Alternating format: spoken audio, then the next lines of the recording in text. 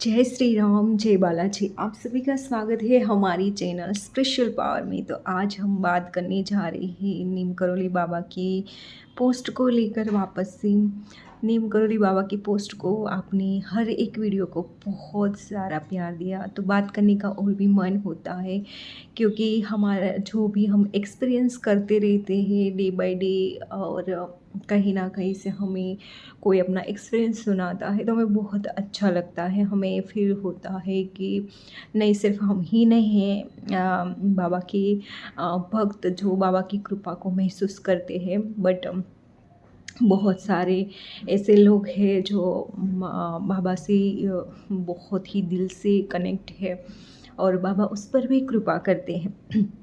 बहुत सारे भक्त ने मुझे पर्सनली भी मैसेज करके बताया कि उनके साथ कैसे पोस्ट के ज़रिए बाबा ने उनकी प्रार्थना सुनी। या तो किसी ने मुझसे मतलब सजेशन भी मांगा कि क्या सिस्टर मुझे इस तरह की पोस्ट आती है, लेकिन अभी कुछ हो नहीं रहा है उस तरह का, तो क्या आगे जाकर बाबा की ब्लेसिंग मिलेगी। तो देखो, आपकी सिचुएशन के हिसाब से आपके सामने पोस्ट आना वही बाबा की ब्लेसिंग है, क्योंकि समटाइम्स टाइम लगता है कुछ चीज़ों को चेंज होने में, तुरंत ही नहीं हो जाता। लेकिन अगर फेथ है आपका मतलब इस चीज़ में, और आप बिलीव करते हैं और ट्रस्ट रखते हैं, तो ज़रूर ही उस चीज़ का एक ना एक दिन टाइम आता ही है, और वो चीज़ मिलकर ही रहती है, चाहे कोई भी हो।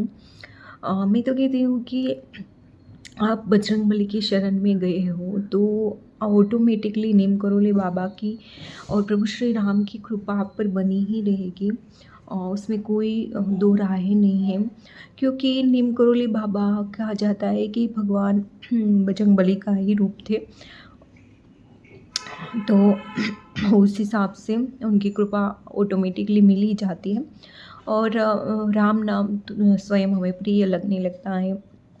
मैं आज राम नाम की शक्ति के बारे में अभी आपको डिटेल में बताऊंगी कि कितना पावरफुल राम नाम है। मैं मतलब आप नहीं मानेंगे, अगर छोटा से छोटा काम है जो उलझ जाता है, हम हमारी मेंटालिटी के हिसाब से चलते हैं ना, तो छोटा काम भी हमें बहुत बड़ा लगता है। लेकिन अगर प्रभु राम को समर्पित कर दे वो काम, तो काम वो कितना भी बड़ा क्यों ना हो। मैंने अनुभव डे बाय डे एक एक सेकंड पर किया है कि अगर मैं कुछ चीज़ें मुझसे हो नहीं रहे हैं, अटक रहा है, या कुछ काम में मैं मतलब कब से मेहनत कर रही हूँ लेकिन हो नहीं रहा है, मैं प्रभु राम को काम समर्पित करती हूँ कि मुझे प्रभु, मैं ये बोलती हूँ कि प्रभु मैं ये काम कब से कर रही हूँ, मैं अपनी होशियारी दिखाकर कर रही थी, लेकिन अब मैं थक गई, अब मैं ये काम आपको समर्पित करती हूँ। और ऐसा के मन में 2-3 बार अ,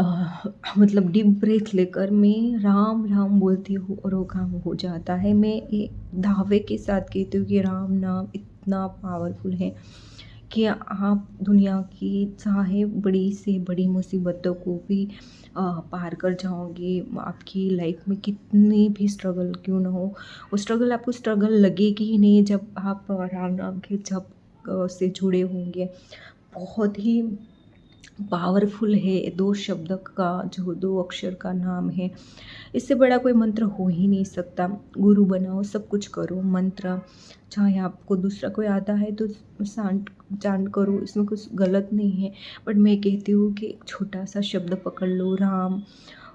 वो एक शब्द ऐसा है कि आपको टाइम भी नहीं लगेगा, उसकी जब आदत पड़ेगी तो आपको वो आपका सबकॉन्शियस माइंड भी उसको रिपीट करता ही जाएगा, और आपकी लाइफ में आने वाली कोई भी प्रॉब्लम है जो आपको नहीं पता है कि कब आगे चलकर क्या होने वाला है कदम कदम पर, लेकिन वो आपको शायद भले ना पता हो, लेकिन आपको वो पहले से ही सतर्क कर देगा। अगर आपके मन में या आपके थॉट में राम नाम चांट चल रहा है, आप जाप कर रहे हैं, तो मैं 100% दावे के साथ कहती हूँ, क्योंकि मैंने ये फील किया है कि मुझे जब अ, मुझे इंट्यूशन मिल जाती है, लाइक मुझे कोई ऐसा कुछ होने वाला होता है, तो आप नहीं मानोगे, मैं सो भी रही होती हूँ ना, तो मुझे वो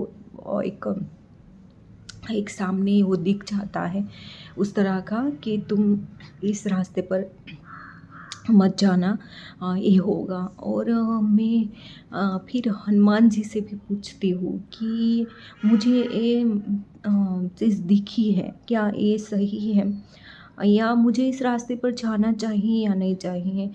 तो मुझे ना क्विक ऐसे माइंड में आता है कि ये चीज़ गलत है, मत करो। चाहे तो मैं हमेशा ये कहती हूँ कि आप अगर किसी भी भगवान की शरण में हैं, स्पेशली आप अगर बजरंगबली की शरण में है ना, तो उनको पूछे बिना आप कुछ भी मत करना। क्योंकि क्या पता कि आपकी नज़र में वो सही हो, लेकिन आगे जाकर वो रिज़ल्ट गलत भी दे सकता है। कभी होता है ना कि हम गलत लोग के साथ जुड़ जाते हैं, तब हमें वो इंसान सही लगता है, लेकिन हमें नहीं पता आगे जाकर वो इंसान कैसा निकलेगा, उसके कैसा वो होगा। हम थोड़ी देर के लिए रो लेना अच्छा होता है, मैं कहती हूँ। चाहे किसी भी लोग से आप जुड़े हो, थोड़ी देर के लिए उस इंसान से दूर होना आपको हर्ट कर सकता है। चाहे कोई भी रिलेशन हो, फ्रेंड हो या बॉयफ्रेंड हो, हस्बैंड हो या कोई भी रिलेशन, ब्लड रिलेशन भी क्यों ना हो, उस रिलेशन से कभी कभी दूर होना आपके लिए एक बहुत ही अच्छा साइन, अगर आप ईश्वर की शरण में है तो हो सकता है। जानबूझकर रिश्ता नहीं तोड़ना है किसी से भी, वो लेकिन भगवान ही अगर आप उसकी शरण में हैं तो नेगेटिविटी को ऑटोमेटिकली दूर कर देंगे। और क्योंकि भगवान को पता है कि इंसान आपके लिए एक जहरीले सांप के बराबर है, जो आगे जाकर आपको ही डस सकता है। क्योंकि अभी वो अपना जहर नहीं बताएगा, अभी वो शांत रहेगा, क्योंकि वो आपको उनके एक उसमें लेगा कि आप उस पर प्रॉपरली बिलीव करने लगो, उसके बाद ही वो अपने जो रियल रंग है वो दिखाने लगेगा। तो भगवान ऐसे लोगों को ऑटोमेटिकली आपकी लाइफ से दूर कर ही देते हैं। देखना आप सॉरी, देखना आप भगवान की शरण में नहीं है ना, तब तक आपकी फ्रेंड लिस्ट बहुत लंबी होगी। आप कहीं पर भी जाएंगे, आप दोस्त बना लेंगे, आप किसी से भी मतलब ब्लाइंडली ट्रस्ट करने लगेंगे। कोई आपको जरा सी भी अगर ट्रीट दे देगा तो आपको लगे ओह माय गॉड, ये तो बहुत अच्छा फ्रेंड है मेरा, ये लाइफ में आगे जाकर मुझे बहुत हेल्प कर सकता है। अब हर कहीं हर एक डिपार्टमेंट में जाकर हर एक दोस्त बना के एक बहुत बड़ा लिस्ट बना लेंगे, लेकिन आप उनको टाइम देंगे, उनके लिए इमोशंस को वेस्ट करेंगे। लेकिन अगर सडन आप भगवान की शरण में गए हो, तो आप देखना कि जो बड़ी लिस्ट में से आपके खिलाफ सोचने वाले, आपके लिए ईर्ष्या भाव रखने वाले होंगे ना, वो ऑटोमेटिकली कट आउट होते जाएंगे। आपको लगेगा कि अब तक तो सब सही था, मैंने कुछ किया भी नहीं और ये लोग क्यों मुझे अनफॉलो कर रहे हैं या मुझसे बात नहीं कर रहे हैं। तब आपको शायद हर्ट हो सकता है कि मैं भगवान की शरण में हूँ, फिर भी लोग मुझसे दूर क्यों हो रहे।